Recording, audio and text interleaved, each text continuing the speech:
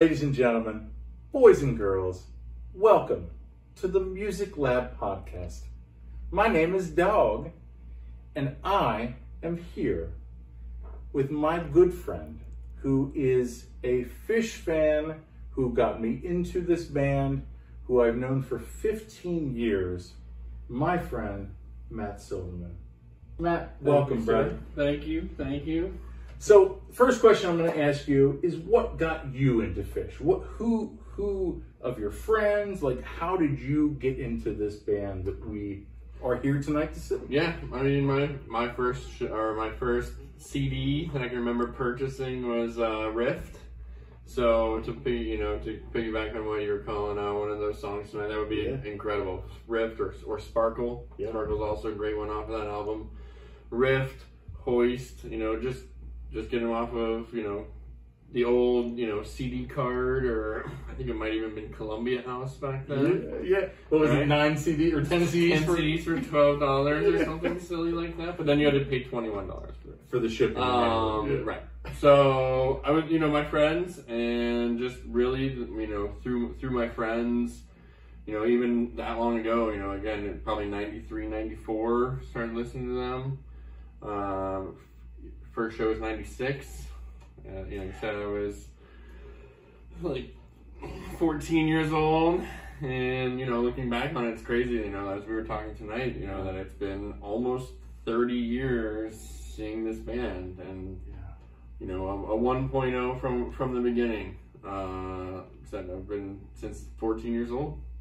So being to over 300 shows that you've seen them in concert. What shows stand out to you?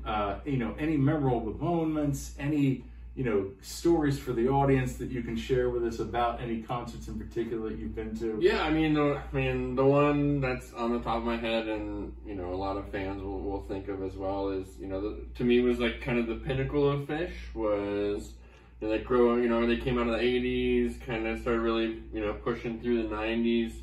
Y2K would be the absolute pinnacle of Phish in my perspective and in history, and it's been 20 years since then, and it's still one of those special moments. And that was the 29th, 30th, 31st, right? Yes, into the first. The pinnacle of all that being, I'm sure we're watching this podcast, an almost 7-hour second set from 11:15 or so on December 31st, 99. I was 17 years old, and I snuck out of my parents' house and got in a lot of trouble for it, and jumped in a van with my friends. Luckily, I didn't have to drive. I just had to jump in the van, and we drove from State College, Pennsylvania to Everglades City, Florida. It was about 20 hours, almost 24 with stops. And gas was a little cheaper then. It was a little bit cheaper then. But we made it, and it was so back to the set, it was a 7-hour set from 11:30 at night until 6:30 in the morning, 6:37-ish, which pinnacled, Here Comes I remember Fishman singing Here Comes the Sun at 6:30 or 7 o'clock in the morning, and realizing that the world wasn't over. Yep. And Y2K was not going to kill us all, and our airplanes were going to fall out of the sky. And that's a good segue. So, you have children now. What is it like going to a Phish show with your children? What is their experience like? How do you prepare them for? It's a very different experience from 1.0, 2.0 now into what I would call 4.0 with us as kids, with as parents. It's a very different perspective. So we took the kids to the Man last week in Philly, a couple weeks ago, and for Tweezer Fest, and we ended up getting Tweezer Fest. Absolutely. Talk about that for a second. Just unbelievable. So first night started out, our first set started out kind of slow and kind of I don't know, didn't seem like there was a lot of flow to it. They came out doing an amazing acapella Space Oddity. Yeah, it's incredible, but might have been almost too soon. People weren't ready for it.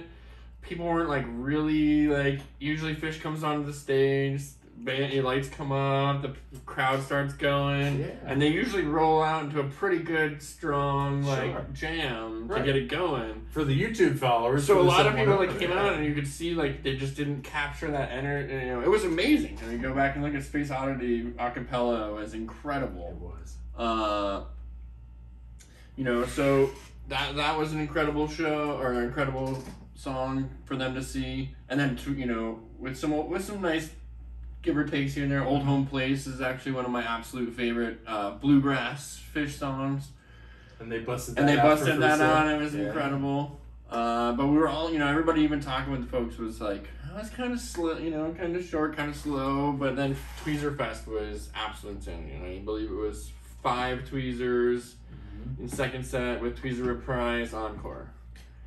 And just the band at its feet. To me that I hope I hope we can get upstage, but to me that was one of the best shows on tour.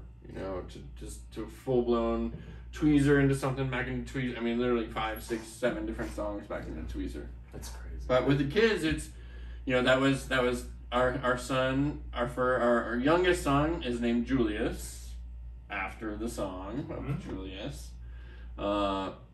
With a little quote there, you can always blame it on your brother. So his older brother, that was a definite tie-in. So that was his first show. So his first show, he got Tweezer Fest. That's pretty impressive. I've only seen a handful of them throughout my career of Phish. And they love it. It's what's really cool is to be able to set the tone at home sometimes, or change the tone at home just by putting on a Phish song. And everybody's upset or there's too much going on at home, and I can put on a Phish song and everybody kind of slows down a little bit, and they maybe they'll sing with it or they'll dance a little. Julius is starting to dance a little bit. So these guys groove. They're grooving, absolutely. Everett is 5, almost 6, and they love it. They absolutely shine. We took a radio flyer wagon and threw them in the wagon with some shade on top. That was the only way we could really get some shade in the lot. And you asked the venue in advance, right? Yep. You could do that was actually the only way we could get the wagon into the venue, was because we had an email proof that we had talked with somebody. We got up there, we had walked, we brought all the kids, all their stuff with us, and they said, you can't bring the wagon in. Right. And I said, what do you mean? Hold on a second. We spoke, my wife said, I spoke with somebody this morning. Here's your email. Yeah. You're somebody from your info at Affiliate Demand wrote us back and said, it's okay, here you go. Yeah. And because of that email, that was the only reason we probably would have missed first set. Or we would have had to leave, a $200 wagon just sitting on the road and hope that it would be there when we got back. in which possibility is probably 0. Without anybody with them being blatantly we're not gonna watch your stuff or do anything with it. So, if kids, parents, families, always check with the venue first. If you're bringing in strollers, water bottles. Yeah, you don't want to be surprised. You never want to be surprised at the door. Yeah. Like I said, we would have missed all of first set, and it would have been a completely different experience if we had to tell the kids, "I'm sorry," or one of us had to go in with the kids. It's probably what would have happened. One of us would have gone in with the kids, and one of us had to go back, take all of our stuff back, and come back to the show. It's a completely different experience. It's very, very, very different. Yep. But it's also very rewarding, And then the next power day, of live music, my friend. It is. And the next day they can be like, Dad, do you remember when they did this, or when we saw this, or this person did this, and and we made some friends. We always, that's what's cool there's about always other what's cool about Lots. What's cool about Phish Side is there's always there's a Facebook group called Little Ragers, and it's for families with little kids, and how do you safely get your kids to a show. And we all actually get together on left side, page side, back on the lawn. And if you're going to a show, you can always see kind of the family side. And there'll be little kids running around with balloons and water, and bubbles and all kinds of stuff. But it's very we have our own little community there, and we help each other out, and we set up our blankets and our tapestries together. So we're kind of this little family community of Phish and that next round of jam band. Yeah, and within the concert itself. That's the beauty of it. You know, there's 20,000 other people. And you can be downstairs. There's your section in your little area. You can be downstairs in the pit if that's what you want. Yeah. And that's where we were a long time ago. Yeah. And now we are the tapestry on the lawn with the kids running around. But it's awesome. And it's awesome to see them, again, like, throw glow sticks and glow stick wars and see them, like, just experience and dance and have a good time with it. Yeah, and experience that love of live music. So thank you so much, Matt. Yeah. This was a great interview. Thank you to all of you who are listening and watching. My name is Dog. This has been the Music Lab Podcast. Just remember, peace and one love. Tell me about Y2K, that concert then. So yeah, I mean, it was, anybody, younger than 20 or so, it was the Y2K premise was that at midnight on December 31st, 1999 into 2000, that all the computers weren't set up for it. And the date and the time. The date and the time would reset like history, basically. And planes would fall from the sky. And computers would stop working, and bank account. It was absolute, like, total panic. Chaos. There'd be a banking disaster.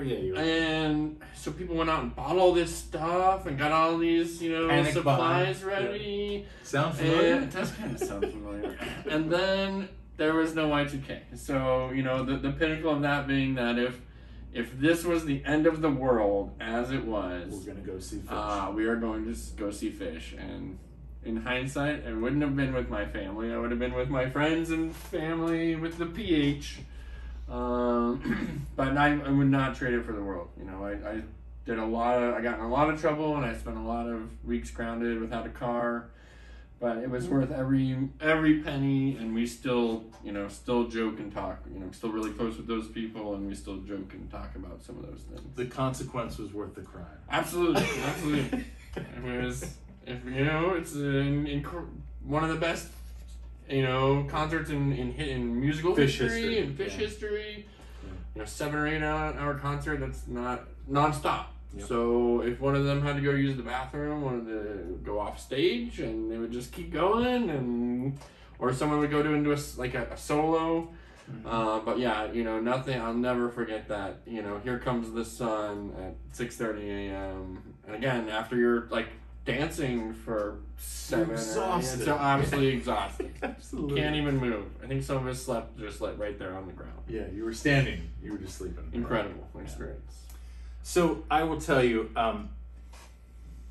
I became friends with you in 2008, 2007. And from the get-go, you told me about Phish. You were like, Vader, I don't understand why you don't like Phish. You like all these other great bands. Just listen to Phish. And I held off for so long. How long? 15 years. Yeah, well, no, 11 years. Yeah, because 2019 was my first show here with my girlfriend Kendra, and you brought us here, and since then it's been. I get it now.